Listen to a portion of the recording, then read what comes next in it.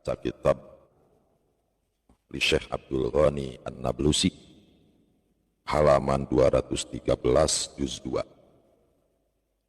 soal mimpi melihat Nabi Muhammad Shallallahu Alaihi Wasallam. Ada keterangan Bismillahirrahmanirrahim.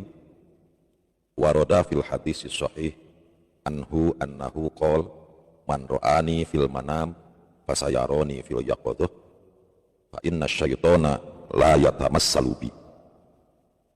Barang siapa bermimpi melihatku dalam tidurnya, maka kelak akan melihatku dalam keadaan terjaga.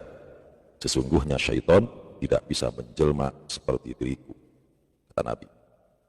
Wa fi riwayatin, dalam satu riwayat hadisnya, man ra'ani faqad ra'al haq.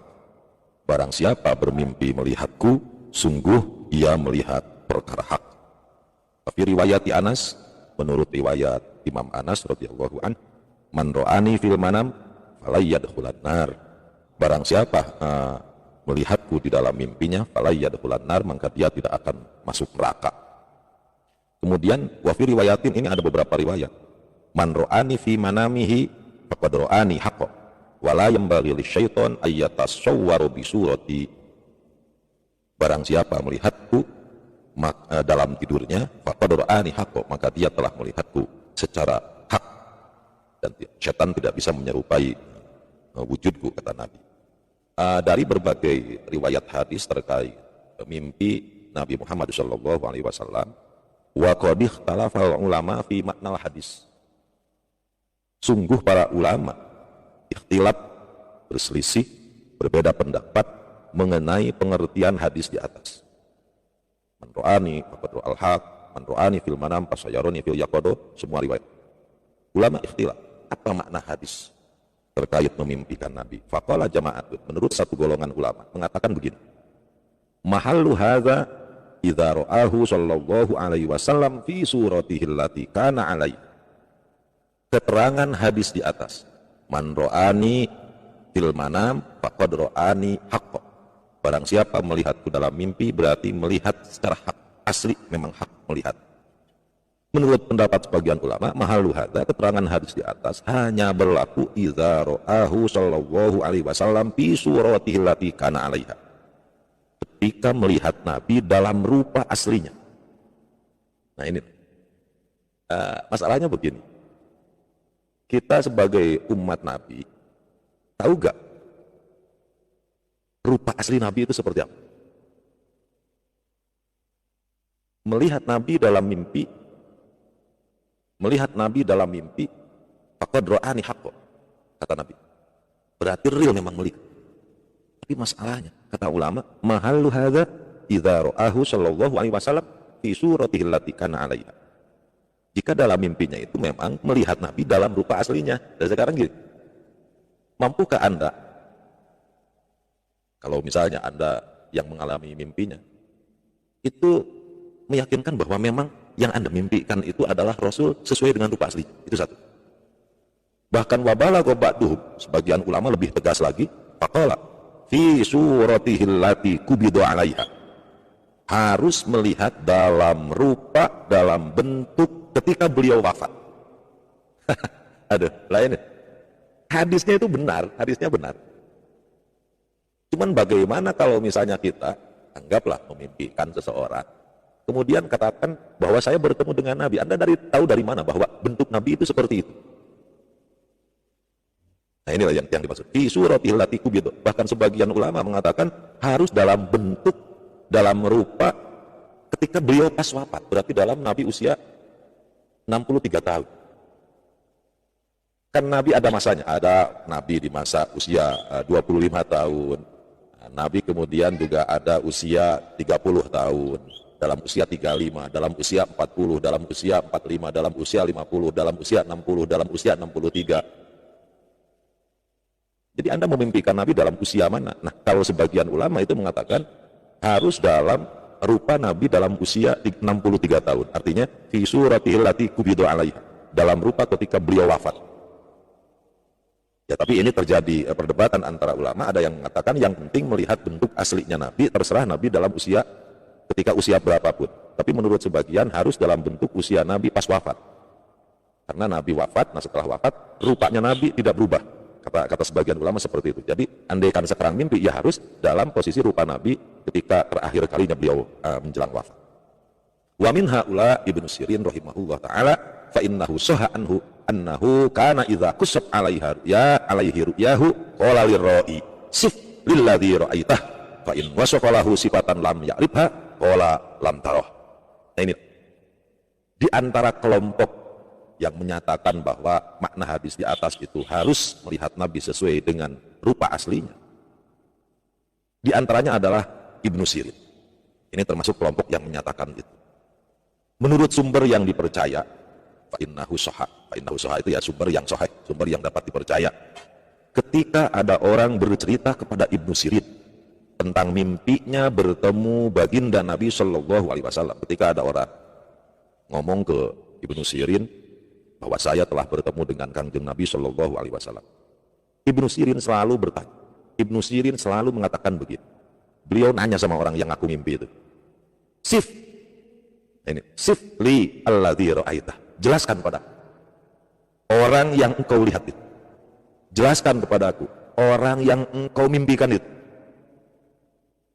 Fa in wasafalahu sifatan lam ya'rifha, jika orang tersebut menyebutkan sifat-sifat Nabi yang tidak dikenalnya, sifat-sifat Nabi yang tidak dikenal oleh Ibnu Sirin, maka Ibnu Sirin pun mengatakan, engkau tidak bermimpi melihat Nabi Shallallahu Alaihi Wasallam.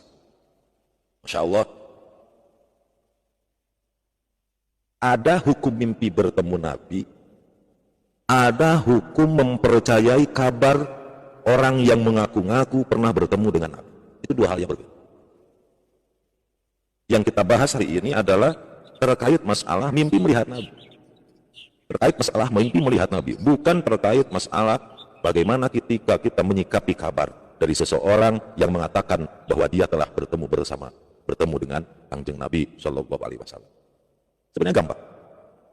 Kalau ada orang yang sampai sumpah-sumpah bahkan dengan nada tinggi, demi Allah saya mendengar langsung di telinga saya Nabi dan lain sebagainya, hal mudah, tinggal tanyakan bagaimana Anda melihat orang dalam mimpi Anda. Coba sifat, jika dia tidak bisa mensifati atau mengeluarkan sifat yang tidak sesuai dengan sifat-sifat Nabi, sesuai dengan apa yang telah dituturkan dalam berbagai kitab ulama terdahulu, riwayat-riwayat dari para sahabat, maka katakan annaka lam tarah, kamu tidak melihat Nabi, kamu bohong. Saya masih ingat dulu Mbah Yai Mahrus Ali, salah satu muassis dari Pondok Pesantren Lirboyo, salah satu dari 3 tokoh Pondok Pesantren Lirboyo. Ada salah satu ulama terkenal waktu itu yang saya tidak sebutkan namanya, itu termasuk salah satu organisasi yang giat sholawat hari ini di daerah Kediri. Itu mengatakan bahwa dia diajarkan Nabi satu bentuk sholawat. Jadi dia mimpi bertemu Nabi, dalam impian tersebut Nabi mengajarkan sholawat. Sowan ke Mbah Yai Mahrus bahwa beliau telah mimpi bertemu dengan Nabi Shallallahu Alaihi Wasallam. Ketika ditanya sama Mbah Yai Mahrus, bagaimana Anda bertemu dengan Nabi? Dalam ceritanya itu bahwa dia bersalaman bersama Nabi. Mbah Yai Mahrus langsung mencium tangan orang tersebut. Ketika setelah beliau cium tangannya orang yang mengaku mimpi Nabi, ternyata tidak ada bau-bau wangi dan lain sebagainya, Mbah Mahrus langsung mengatakan, Anda bohong, Anda tidak bertemu dengan Nabi. Sampai segitunya. Karena menurut Mbah Mahrus, orang kalau dalam mimpinya itu bertemu Nabi sampai salaman, itu mesti ada bekas, ada asar di dalam tangannya. Salah satunya adalah bekas wanginya dari tangan Kangjeng Nabi Muhammad Shallallahu Alaihi Wasallam. Sampai segitu detailnya. Bahkan ada lagi salah satu yang pernah ke guru saya, yang beliau salah satu orang yang alim, ada orang yang mengatakan, yang mengaku bahwa saya pernah bertemu dengan Nabi. Bagaimana Anda bertemu dengan Nabi? Kata orang yang mengaku itu, dia mengatakan bahwa Nabi ngomong dengan Nabi menghadap ke sana dan saya menghadap ke sana. Jadi tidak bertatap-tatapan. Ngobrol dengan Nabi tapi posisinya Nabi menghadap ke sana, dia menghadap ke sana, jadi tidak berhadap-hadapan. Langsung ditolak. Itu bukan Nabi. Kenapa? Karena sifat Nabi ketika dipanggil, beliau akan membalikan badannya. Kan kalau seperti kita, misal kita lagi menghadap sana, kemudian ketika ada orang yang memanggil, akhlak kita ketika ada orang yang memanggil, itu kan memalingkan wajah saya. Ada apa? Wajah saja kan? Nah, Nabi itu tidak begitu. Nabi ketika dipanggil, berpaling dengan seluruh badan, tidak hanya sebatas memalingkan wajah. Berarti dari keterangan orang yang mengaku bertemu Nabi itu, ulama sepuh tadi mengatakan bahwa itu tidak sesuai dengan sifat Nabi. Hati-hati mengklaim bahwa saya pernah bertemu Nabi. Hati-hati Anda klaim bahwa saya mendengar langsung suara Nabi. Sipulan begini, sipulan begini, sipulan begini. Karena apa? Satu, ini hal yang sangat serius dan sangat sakral. Hanya orang-orang pilihanlah, orang yang memang dipilih Nabi, dia bisa bertemu dengan Kangjeng Nabi. Walaupun orang maksiat juga punya kesempatan yang sama untuk bisa bermimpi bersama Nabi, melihat Nabi Shallallahu Alaihi Wasallam. Hanya saja ketika Anda katakanlah ya bermimpi bertemu Nabi, ceritakan sifat-sifatnya seperti apa yang Anda lihat dalam mimpi itu.